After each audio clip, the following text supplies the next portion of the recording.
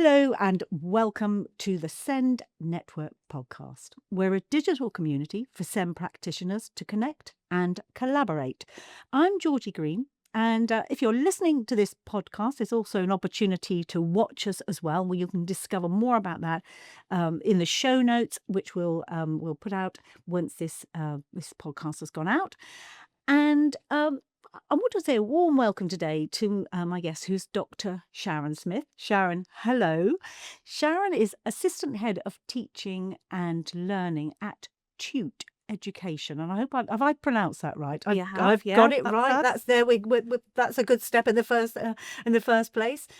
What some people actually who are listening or watching today your name will ring a bell because you very recently wrote an article for us, and and I'm going to give out the title, and then it'll prompt people, and they'll probably recognise it. It's How Can SEND Specialists Help to Change the Story for Young People at Risk of Becoming NEET?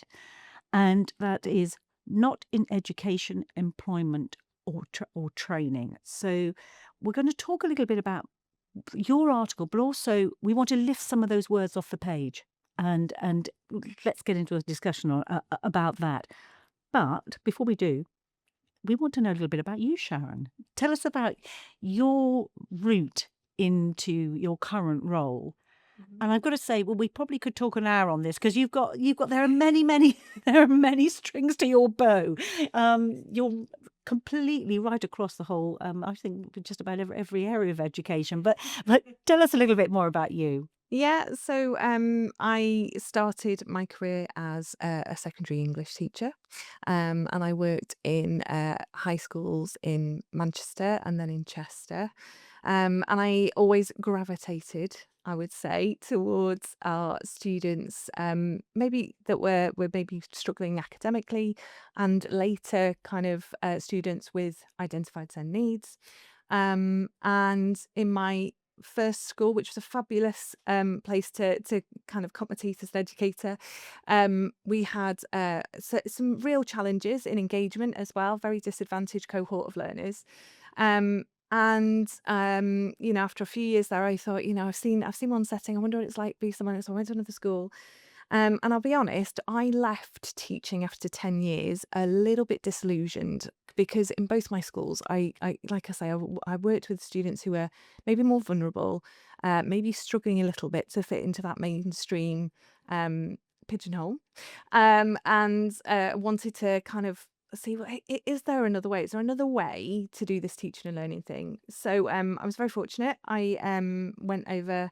I had already done my MA, and I was really excited to do some more research. So I went over to Tute and kind of pitched this idea to them that I wanted to come and work for them, but I also wanted to go back to uni and do something around an EdD, so a doctorate in education. And they supported me wholeheartedly. They've been fabulous, supported me all the way through that. I did some research around online education with them, and I looked at kind of teacher practice there.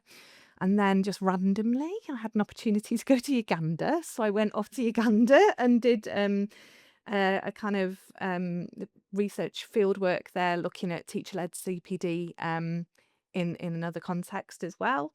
So since then, I've continued to work at Tute. I've had a couple of roles there as impact and evaluation manager, and now my responsibility is for quality at Tute. And then alongside that, I've kept up my research. So I've written in and around alternative ed and alternative provision, particularly in the online sphere, and just so that I can kind of understand all elements of the sector. So I've done some visiting lecturing for the University of Chester, research associate there, work on a couple of projects with colleagues there. I'm a chair of governors at a primary school where my daughters have both, and one is still attending. And then I'm a convener for the special interest group for BERA's alternative education. Oh my goodness, I think I'm exhausted I'm exhausted already. And you actually, and as I said at the beginning, at the top of the program, that you wrote for us as well. You wrote for the SEND network, and this is, it's about trying to, I don't know, how SEND specialists can really try and help to change, the story for young people. And I said at the risk of becoming neat, and I said not in education, employment, or training. And I want to use those words because sometimes it's easy to use an acronym, just fling a statistic, say something. But this is young people. It's pretty bleak, it sounds to me. And then, of course, I started to look at numbers. And this was something I picked up a couple of days ago.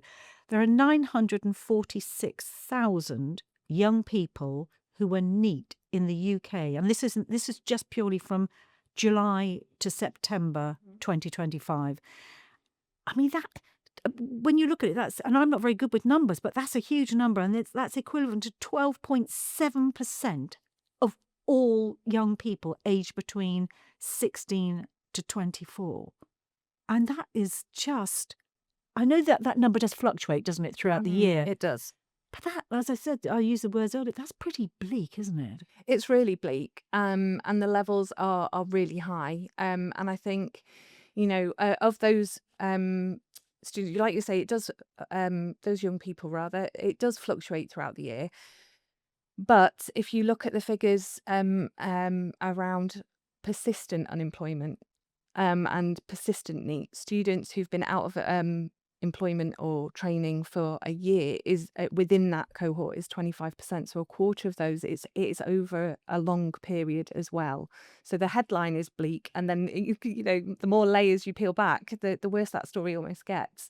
And I think there is something very wrong if by the time our students are finishing high school, we've already got this cohort that are beginning their adult lives as disadvantaged, as behind where their peers are. And it is really, really, damning of the system that we're working within, I think. So where do we start? Let's, some of our SEND sort of specialists who are listening in now, they see this sort of day in, day out. But where do we start? Where do we as a as an overall nation, where do we start? That's a big question for you.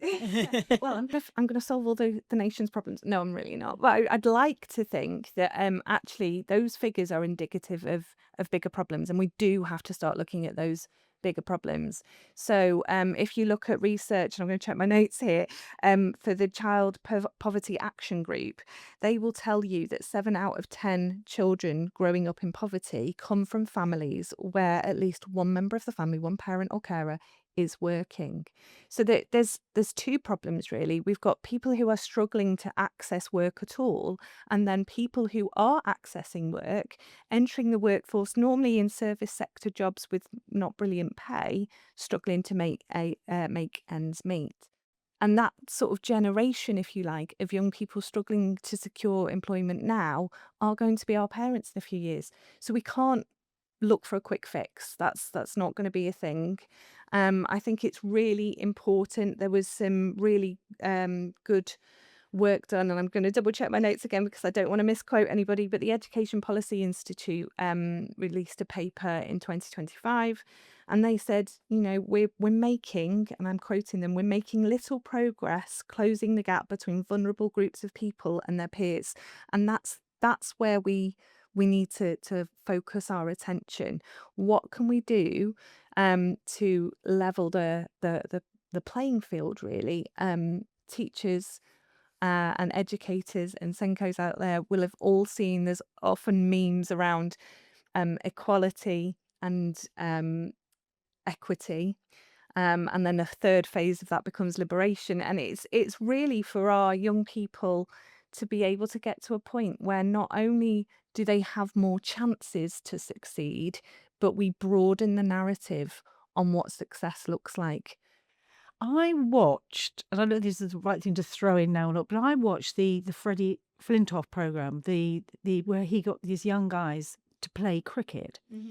And it was very interesting because they were young people who, they literally had lost all hope. They'd lost all direction. They felt that nobody believed in them. And these are young people who are, who are about to, some of them are about to go out into the workplace. A lot of them are just not attending school. So for me, sort of watching, it is a shock. Mm. But this is something that people see, educators see every single day. Parents are, certain parents are witnessing it every day. Where do we start to, once you've observed something, where do we start to make those changes? I mean, is it as simple as something like the school register when you're just noticing that somebody's not coming in? I think yeah, it does. I think noticing um is really tricky actually, because I think every practitioner in a school at whatever role they hold devotes their life, with a vast majority devote their life to children's education, and it's not lack of care and it's not lack of awareness, um, but I think it is structural, it's systemic. We are uh, dealing with a system that almost conspires against us noticing on an individual basis. We're very much looking at cohorts, and those cohorts and what success looks like for them has been reduced down to quite narrow margins. It's essentially, it is attendance and it's attainment. Those are the things that we're interested in. And even worse than that is attainment in a very narrow field of subjects as well. And I think, yes, we need to notice when attendance drops, and yes, we need to notice when people are at risk of potentially not meeting their GCSE attainment grades. But actually, our attention needs to come in a lot sooner than that. So we need to notice them on a very individual, relational basis far quicker. And that's not a criticism at all, because, one of the things that drove me as an educator in classroom practice was the relationships I had with students. Um, but I think it's about empowering our educators when they are noticing that students are struggling, and whether that is struggling with attendance or attainment or other things. Is it that they're struggling with feeling like school is a place that they're happy, where they belong, where they feel seen and heard and valued? Those things, I think, are actually more important than the grades and the attendance, because if we don't get that foundation right, if students don't want to be there, if they don't have confidence, if they don't feel seen, then how can we expect them to engage and attain anything? And it's like an almighty tanker out at sea. That's a bit of a beast to turn around. Mhm. But how do we start to turn things around? I think that's the challenge, isn't it? We can all become really despondent and disempowered by this narrative, because actually, like you say, you feel like I can't as a soloist enact change on policy and processes that maybe have been decided at government level, global level, maybe even where we've got this hierarchy of learning, and league tables to tell us how well we're doing. But I think on a very real basis, we start by changing the outcomes for one student at a time, and those might be those 30 students that you're working with right now. You may be able to see far quicker than our current system allows for an unmet need that needs support. It may take far longer than is ideal for them to go through any sort of form of assessment or diagnosis process to get that label. But we definitely see it. I've worked with students for many years, and I meet them and get to know them. And in my head, I'm already going, okay, I can see it. I can see the picture. The label doesn't matter. The fact that the student is struggling, they have a need, it's not being fulfilled, that's the point at which we can take some remedial action. And we shouldn't be waiting for students to get to the end of their GCSE assessment and windows. We shouldn't be waiting for results day to recognise that we've got a problem. We need to be putting things in place sooner. I think it takes courage. I think it takes bravery to kind of be led by those values of putting the student first, despite a system that doesn't always do that. But I think individuals have enormous power to change the outcomes. And it's not just our SEND cohort, it's our whole cohort. If that student is struggling socially and we are able to find a way to build links and build rapport and build relationships between their peers, that will help them feel welcome, feel that sense of belonging, feel included. They're all precursors to attainment. But we are living in a world that is obsessed with statistics. We are. And, when I said earlier, the 946,000, that's nearly 1 million young people. We just look at statistics, but we are talking about individual people here. And those people who don't fit into that certain box, and they'll never get a tick in that box. What can parents do as well? I know we don't have so many parents listening to this. It's more people, more specialists listening to this, but it has to be, and this is something I think through all of our Send podcasts, every single one, there has to be some level of communication that is simple and easy and straightforward. And from what I've been finding from doing so many of these podcasts, it isn't that easy. It's not. It's not when you feel that you're operating in a system where the odds are stacked against you and where you are trying to do what's right for the individual. But actually, we're focusing on those thresholds, those grades, those percentages, upon which schools are ultimately judged, they're accountable for. And that's why I say it kind of takes bravery. But I think, it's certainly through my experience, and it's part of the reason I left the physical classroom, because I felt at odds with a system that was pushing me to push students towards a certain pathway that I felt instinctively, really, it just wasn't right for them. There's got to be another way to do this. And I think that's where the bravery comes in, being able to go, no, this isn't right. This isn't the system. Childhood's a really limited phase. We were chatting before we got started about our kids and how quickly it goes. It's also too long a period for them to be miserable every day.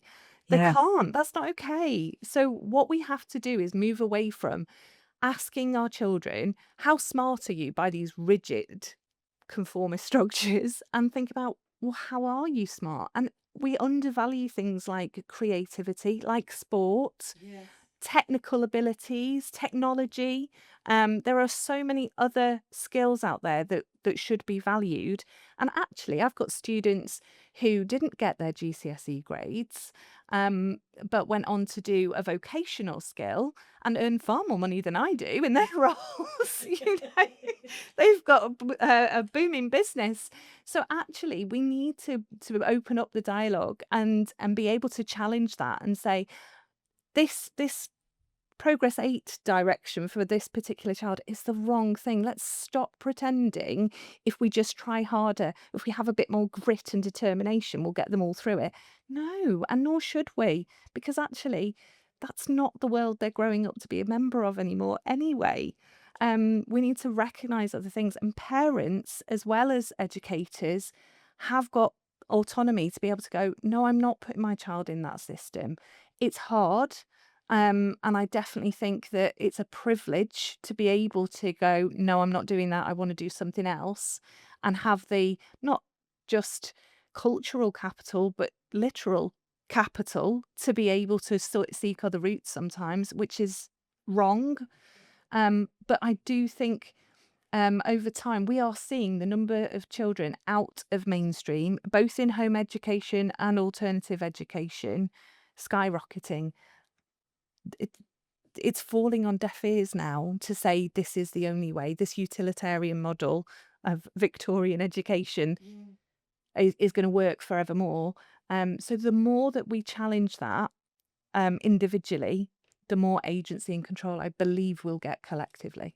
But why don't I sort of can remember back to school as well, at the secondary school. And I've mentioned this again. I've mentioned this in a previous podcast where we had they had workshops, garage workshops.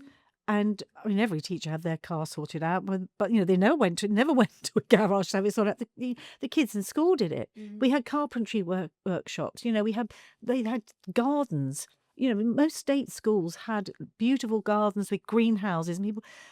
I'm not just saying that's the be all and end all. What I'm saying is there was other ways to learn. Why is it so hard for us to grasp that? We've lost that along the way somehow, and I'm not even entirely sure how that happened. I'm sure I could produce you an essay to that effect, but I think what has happened is we do prioritize academia to our own detriment, and actually there are schools out there that are moving back and having vocation. The first school that I worked at, in fact, has got an amazing suite. They've got uh, construction and vocational centres, and they do the things you're talking about. So there are, in pockets, places doing that. I've been really interested in the work that Andy Burnham's doing around the MBAC, where they're looking at, in Manchester, for example, what are the industries that are thriving in Manchester,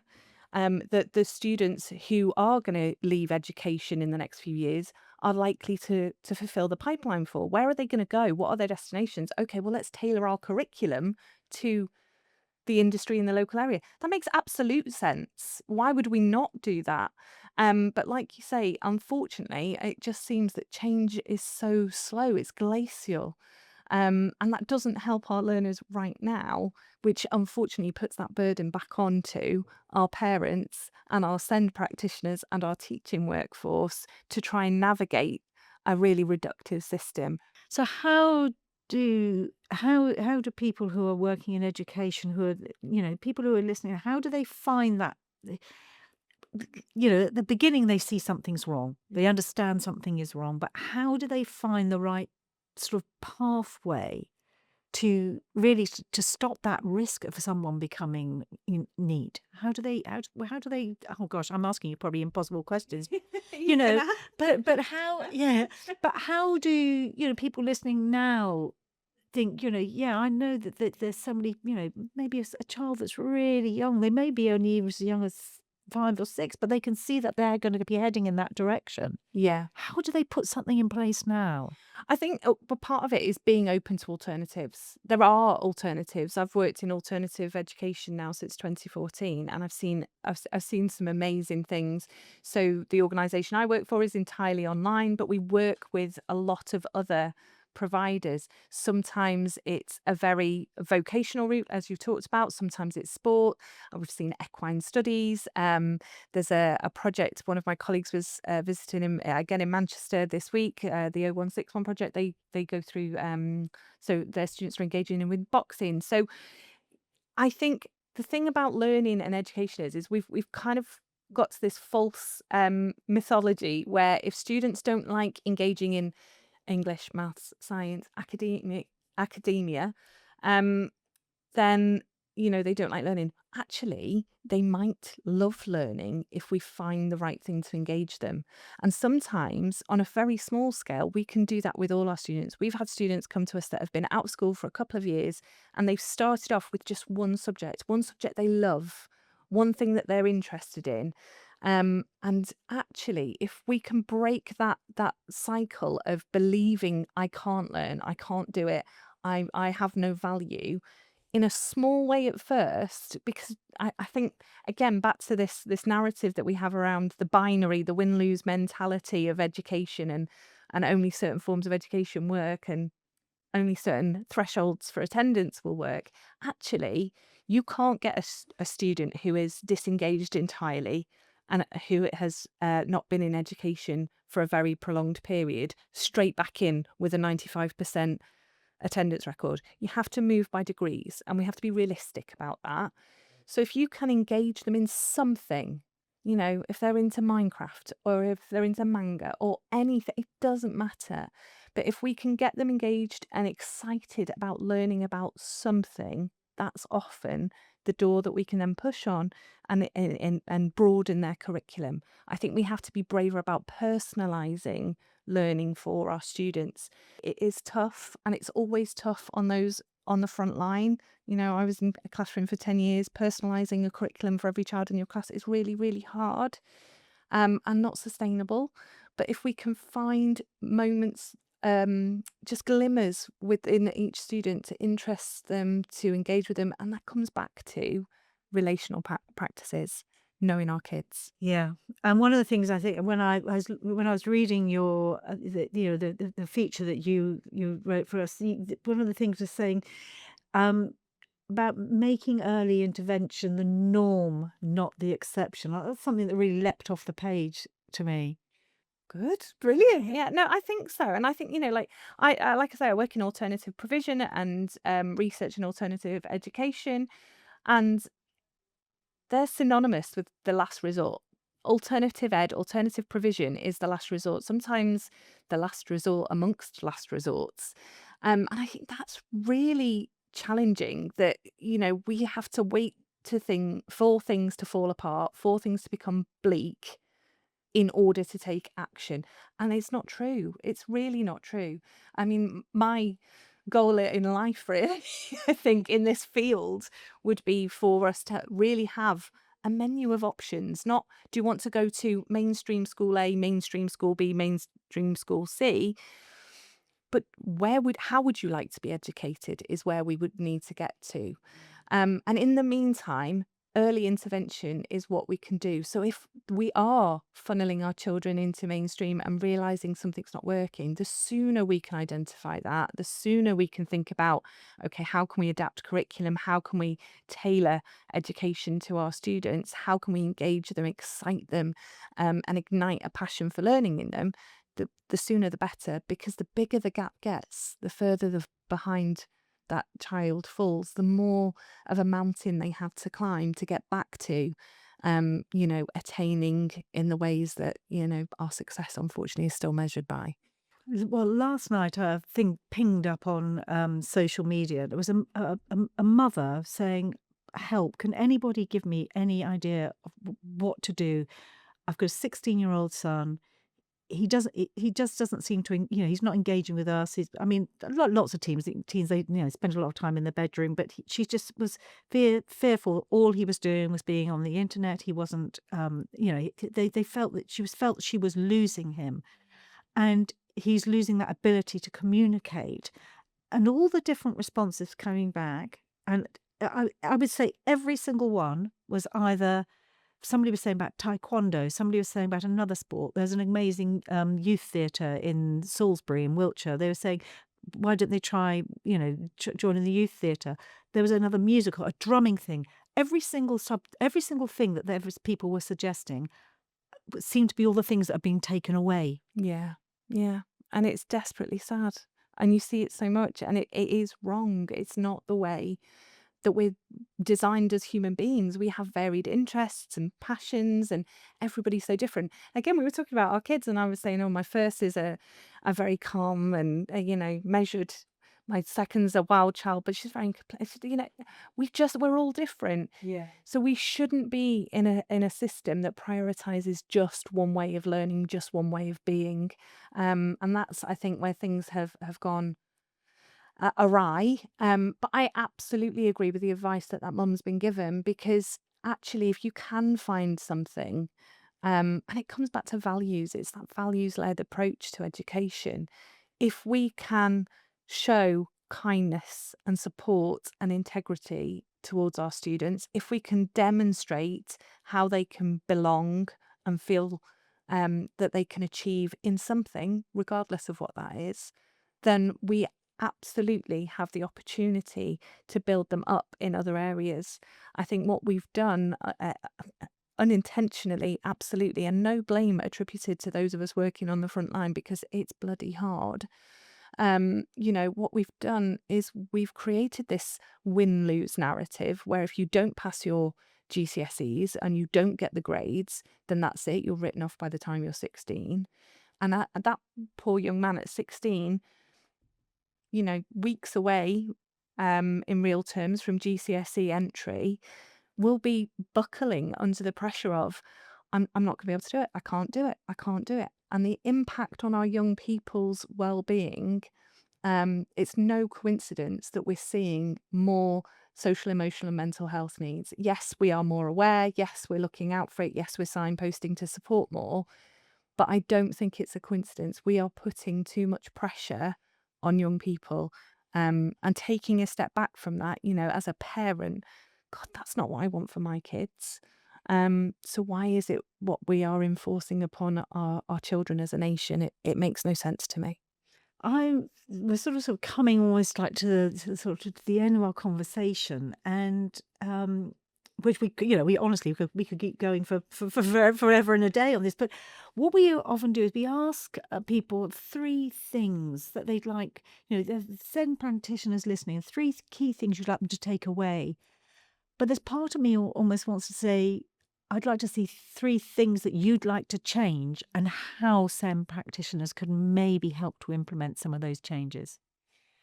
Is that a toughie? It is a toughie. I'll do my best. I think one is the kind of shift in our mentality around winning and losing. I mean, put it in real terms.